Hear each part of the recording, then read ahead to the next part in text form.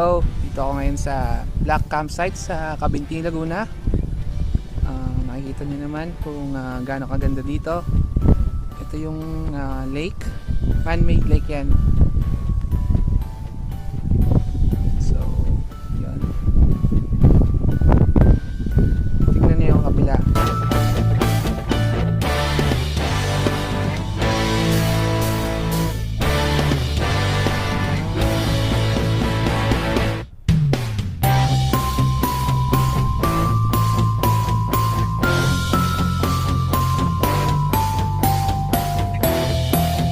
So kanina kitang-kita dito yung yung rainbow.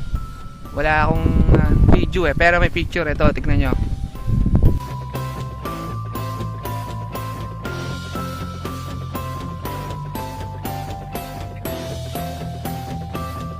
So yun po no. Sa gabi binubuksan 'yan.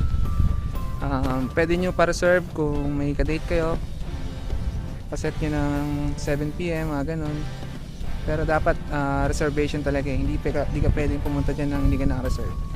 So pine-preserve kasi nila yan, baka gumuho eh. Yun lang. Yun, tapos mamayang gabi may bonfire daw 8 PM. So yun, day tour lang kami. Pero pinayaga kami magstay hanggang 9 or 10 PM kasi late na kami nakarating kasi traffic sa UP, Los Baños. Traffic doon sobra kasi mag-New Year na, December 30, holiday pa. Nagra-rush na yung mga taong bumili ng mga panghanda nila sa New Year's Eve. So ayan. So ayan, yun yung mga tea house. So sa tea house, hindi ka pwedeng mag day tour dyan.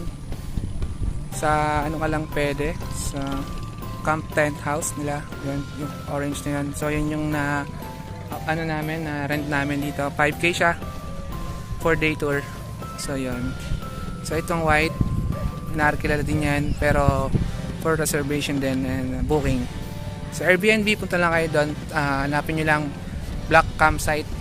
So yun, pwede nyo rin sabihin nyo, nirecommend ko Eric Balbal, kilala nila ako dito. So yun, enjoy muna namin tong place na to and kakain. So sana makauli din kami isda para may pangulam. Yun.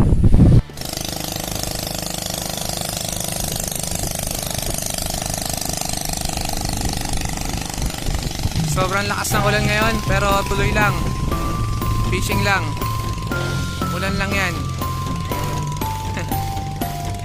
Grabe dito. Umaaraw, umuulan lagi. When you operation or pregnant operation, the one eating the one. You can cut the fish like that because the fish are in the top. If we go in the top eating little bit.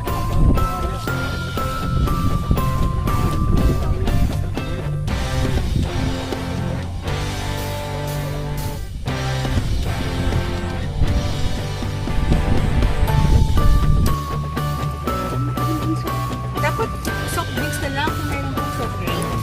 Soft drinks ka na naman.